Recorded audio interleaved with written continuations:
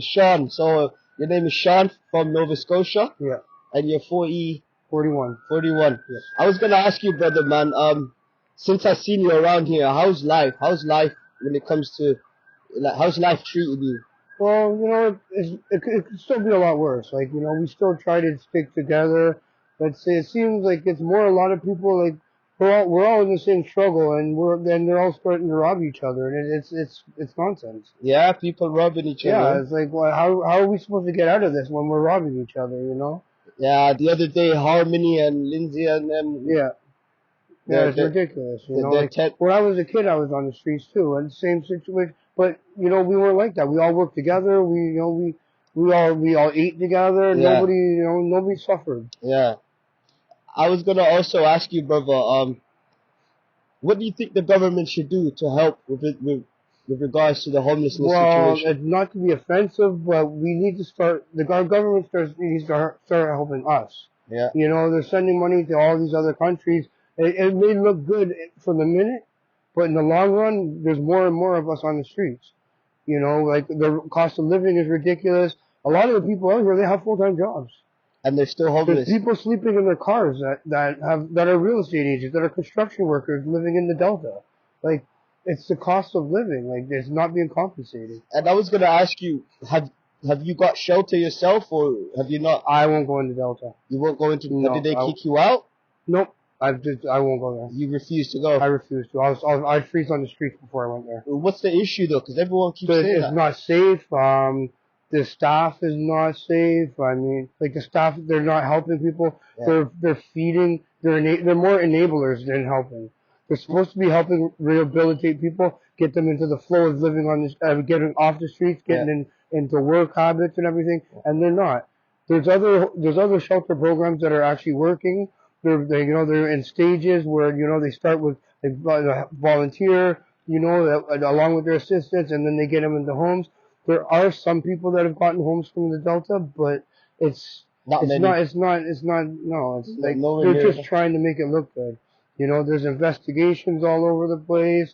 There's people following us around. Like, Yeah, those Bumble guys. What do you call them? no, it's not. There's not that bumblebees. No, it's not them. It's like there's guys in cars. Like they follow us like everywhere. Just like this vehicle here. Yeah. But why? Why are they following you? Do you know, or I have are no they just clue. Like being that. weird? I mean, like there's some people that may do what they have to do, but I mean, there's guys going around picking scrap.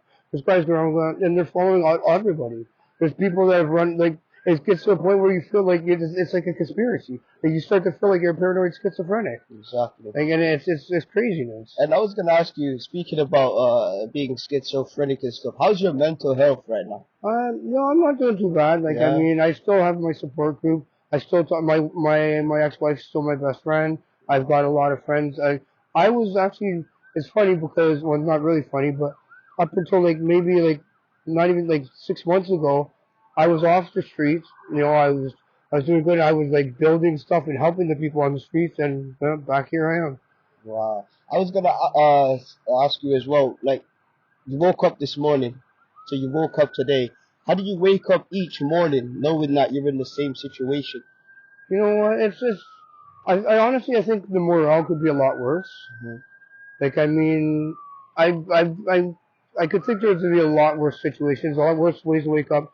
It doesn't really, aside from not going to work and not having, like, shelter, I mean, at least I'm in a camp, I've got a group of people. Now, if I was a woman on my own, like, I'd be terrified. And you seem healthy, like you're still I eat. functioning well. You can, There are places, AXA is really good with their food. Delta, now they would rather throw their food away than give us food, even though we're on the streets. It is horrible. I have a street brother that's in the Delta, and he's native, and he had a big, huge shit fit, screaming at them, like, how dare you guys throw the food away? Well, my brother's out there starving, or there's people out there starving. Like, why can't you give it to them? yeah. Like, if you can feed it to us, you can feed it to them. That's crazy, bro. So, if you had two wishes that can come true right now, what would your two wishes be? To be honest, the first one would be to have the funding to start my own company again. Yeah. And the second would be to be able to get all these people here and jobs to work with us so we could again feed it together, improve to everybody that we don't really need them. We could do it on our own. That's one. So the second was, is that both of Well, them? I'd say that's a two-part. You know, Okay. if you want to say it as one, then I'd say, like, again, get the government to start addressing these issues instead of band-aiding it and sweeping it under the rug, to actually address it. Yeah, I was gonna ask you as well, like, how was your upbringing? My upbringing, I was fortunate. I had both parents, whether they're happy or not. No, I can't really discuss, but you know, they did a good job of hiding it and raising us to the best of their ability. Now, a lot of people blame parents and everything, and a lot of people are like, well, your parents this, your parents that. But a lot of people don't take into account what their parents actually endured. Exactly. Like, you know, they don't think about, like, well, my dad wasn't the greatest dad. Well, why? Well, you know, because he was working too much. What did he see as a father? Yeah. You know, nobody sees that. Like, you know, I could say my dad wasn't the greatest father. But if anybody else will say that, then I'll smack them, because they ain't got the right to do that. Because he is my father, and you know what? I'm not that bad of a person myself. Okay. So no, his methods may have been a little unorthodox, but you know what? They made me the person I am, and I'm a survivor. So. That's good. And with your situation, brother, like, how did you get in the situation you're in now? So you said you had a business before and you were studying? I'd had a business before. I was bringing companies out of the red back into the black, and you know, and then it just caught up. Like, you know, I mean, I lost my job at the worst time, you know, with COVID and everything. And then you know, I was like, I still had. I'm not going to stop helping people. Yeah. Even if it puts me out here, then you know what? It puts me out here. At least I'm with the people that I'm working with. Yeah. And the other thing is, like, this fentanyl situation, brother. It's horrible. Brother, like, I've seen so many overdoses. You know what? The next world war has already started. Yeah. And that's it. How many people have you saved yourself? Because you must have saved someone from overdose. You know what? I honestly, there's nobody that can talk to James when it comes to saving. That man he's a lifesaver. That's what everyone keeps telling me. He is. James Like, got honestly, at least 100 people. There's so many times I would have cooked him if he wasn't so useful. Like, you know what I mean? Like, I'm telling you, like, he's got his problems himself. Yeah. But when it comes down to it, I would put my life on the fact that man has saved more people himself than every paramedic in this area put together. He just has an act for it. You're not the only one who told me that. No, I don't lie. Like, he said to me 30 people, but I believe it's more than 30. No, he's way more. Right? Way more. Wow, man. And you know, like me, I'm trying to explain to people that, you know, they have to understand, like, you know, you have to, even if you have to feel like you're a stalker, don't be a creep. But even if you have to feel like that, you got to keep checking on each other, because these people, I don't do it. I don't have a minute for it. Yeah. I will not go to another funeral for it whatsoever. That's it. I'm done with it. You don't touch? No, See, that's why you can tell. You know what? I choose. You know, I'm sorry. I can't support something that your drug of choice is suicide. Like, that's exactly not helping. What it is, yeah. And everybody says the same thing. I said, so what'd you hide? How'd you get high? I don't know. I went on the nod and I woke up jammed. So what? You're high and waking up wrong? Like, how much worse do you want to make it? Like, I can see a crutch, okay. Like, you know what I mean? Yeah, we kind of need that. Yeah. But, you know, I mean, I can say honestly, too, that another huge misconception that needs to be sorted out is the fact that 98% of us aren't here because we're drug addicts. Yeah. You know what I mean? Sheltered, brother. There's no home. There's no housing. There's none. Like, I mean, even... And it's took heroin off the market, hasn't it? Because regardless of what people... pretty much absorbed everything else put together and, like, sort of threw it away and pushed it away. Crack as well, right? Like, everything. Like, no matter how bad those drugs are, it's much safer than fentanyl.